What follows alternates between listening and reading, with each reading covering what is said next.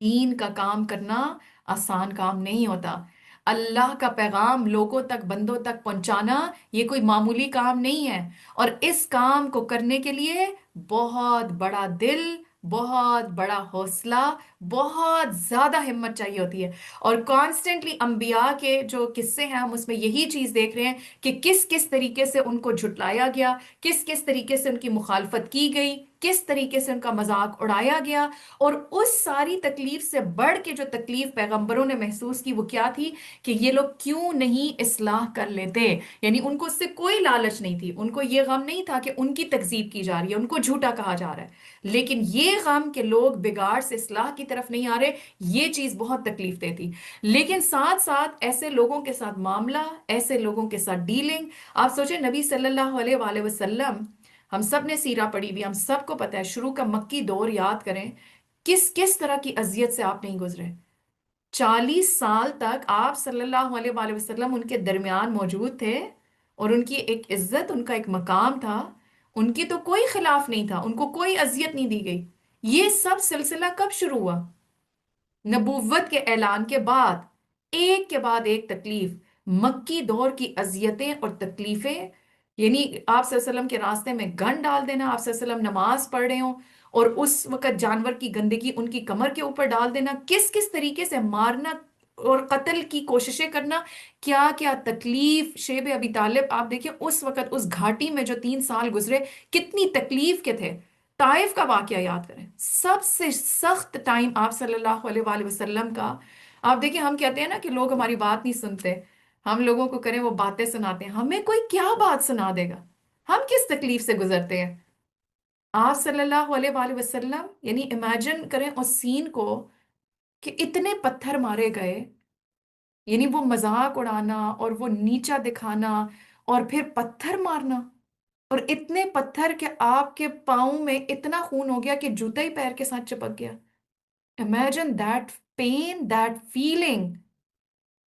اور آپ صلی اللہ علیہ وآلہ وسلم صرف ان کا کیا تھا کہ وہ اللہ سے لوگوں کو جوڑ رہے تھے، اللہ کا پیغام دے رہے تھے، اس کے پیچھے کیا کیا انہوں نے برداشت نہیں کیا، لیکن ایک ہی سبق بار بار آتا رہا، اور وہ کیا تھا؟ ادفع باللتی ہی احسن۔ یہ جو برائی ہے، یہ جو بھی گندگی ہے، یہ جو بھی اذیتیں ہیں، یہ جو بھی تکلیفیں ہیں، اس کو دور کرنا ہے۔ لیکن نسخہ کیا دیا؟ کس طریقے سے؟ آستینے چڑھا کے مقابلے پہ اتر آئے؟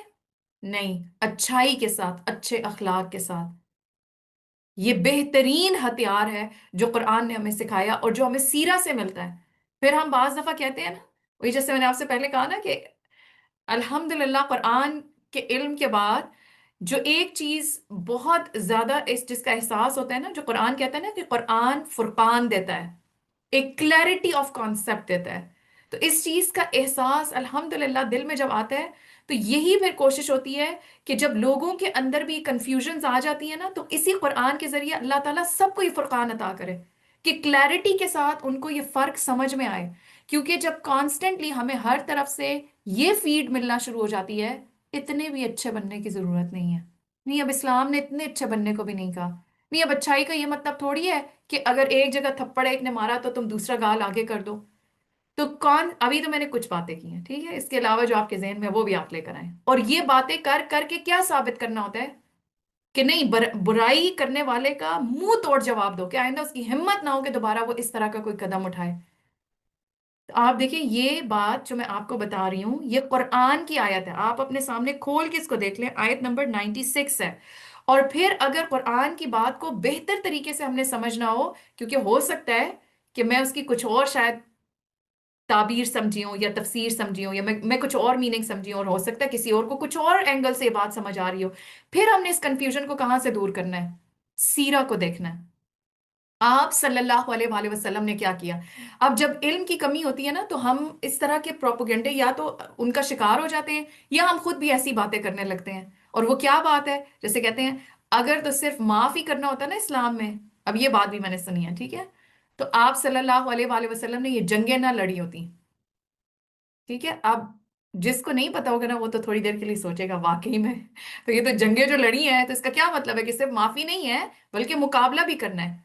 لیکن یہ ہم بھول جاتے ہیں کہ وہ جو بھی جنگیں تھیں وہ آپ صلی اللہ علیہ وآلہ وسلم نے اپنی ذات کا بدلہ کسی سے نہیں لیا تھا، یہ تو اللہ کے دین کے لیے تھا۔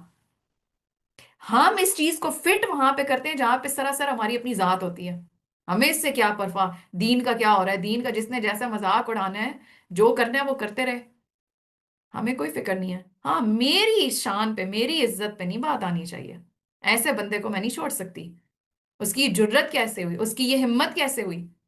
تو ہم کس کس طرح کی باتیں کر کے اپنے غلط عمل کو جسٹیفائی کر رہے ہوتے ہیں، اور پھر اس کو قرآن اور سنت کا رنگ بھی پہنا دیتے ہیں کہ آپ صلی اللہ علیہ وسلم نے مقابلہ کیا غزوات کی صورت میں، آپ صلی اللہ علیہ وآلہ وسلم نے اپنی ذات کے لیے کسی سے کوئی بدلہ نہیں لیا، معافی کرتے چلے گئے۔ اور آپ دیکھیں جو خاندانی جو تعلقات ہوتے ہیں نا، اس میں تو یہی ایک راستہ ہے، کیا کر لیں گے مقابلہ کر کے، اور یہ جو مقابلہ ہے نا اس پہ قوت لگتی ہے، ایک نیگیٹو قوت لگتی ہے، تو ہم ان قوتوں کو پازیٹیولی اچھے کام پہ کیوں نہ لگائیں؟ دیکھیں ایک آپشن ہے میرے پاس ایک جملہ بولنے کی، لیٹ سے، ٹھیک ہے، کہ مجھے میرے پاس آپشن ہے میں ایک جملہ بولوں، تو اب مجھے اختیار دیا گیا ہے کہ میں اس جملے میں ایک خیر کی بات کہہ کے بہت سارے لوگوں کا بھلا کر دوں، یا میں وہی ایک جملہ ایک نیگیٹو بات کہہ کے اور میں کسی کو منہ توڑ جواب دے دوں۔ اب چوائس تو میری ہے نا کہ میں نے کیا کرنا ہے، لیکن عقل مند کون ہے، حکمت کس کے پاس ہے، جو اس ایک جملے کو بھی خیر و بھلائی کے لیے استعمال کرے، ہمیں یہ لگتا ہے اس سے دوسرے کا فائدہ ہے، یہ اپنا ہی بھلا ہے۔ ان احسنتم احسنتم لانفسکم، تم اگر بھلائی کرو گے تو سراسر اپنی ذات کے لیے کر رہے ہو، اپنے آپ کو فائدہ دے رہے ہو۔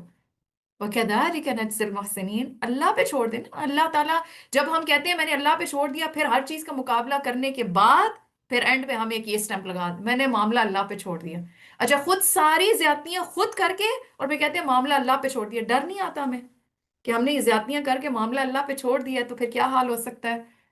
تو اچھا برائیوں کو اچھے اخلاق کے ساتھ دور کرنا، کوئی سلام نہیں کرتا اس کو خوبصورتی سے سلام کریں، کوئی جواب نہیں دیتا آپ اس کو اچھا سا پیارا سا میسج کریں، کوئی تعلق کوئی آپ کی فیملی پہ شادی پہ نہیں آیا، آپ کے بچے کی شادی پہ نہیں آیا، آپ بہترین طریقے سے حاضری دیں ان کے بچے کی شادی پہ اور ان کو پوری اچھے طریقے سے دعائیں بھی دیں، اچھا گفٹ بھی دیں، یہ ہے برائی کو اچھائی سے دور کرنا۔ اپنے اندر یہ حوصلہ یہ ہمت جب تک ہم پیدا نہیں کرتے، ہم کسی دین کے کام کے نہیں ہیں۔ تو دین کے کام کے لیے ہم نے کل بھی پڑھا تھا نا، اچھے دل چاہیے، تو وہ اچھے دل کہاں سے آ جاتے ہیں؟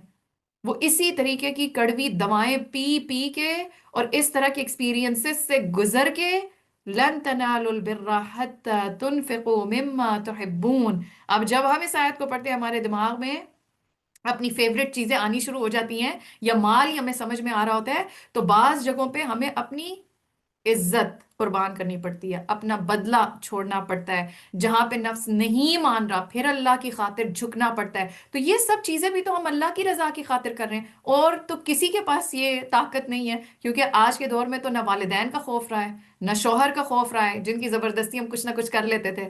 تو اللہ کا خوف اور اللہ کی محبت ہی موٹیویشن ہے کہ اللہ تیری خاطر، تیرا حکم ہے، تو اس سے راضی ہوتا ہے، تو نے بتا دیا برائی کو اچھائی سے دور کرنا ہے، آپ صلی اللہ علیہ وآلہ وسلم نے ایسا ہی کیا۔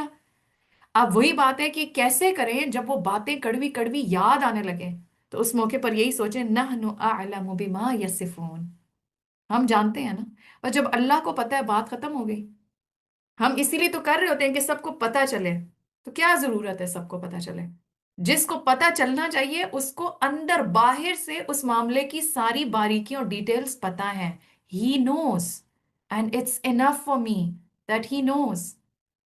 اور پھر وہ ہماری اس دل کی کیفیت جس دکھ میں جس تکلیف میں ہم ہوتے ہیں، اور اس کے ساتھ پھر ہم اس کی محبت میں آ کے اپنے نفس کے اگینسٹ جا کے برائی کرنے والوں کے ساتھ اچھائی کرتے ہیں، تو آپ سوچیں وہ رب کیسی قدردانی کرے گا۔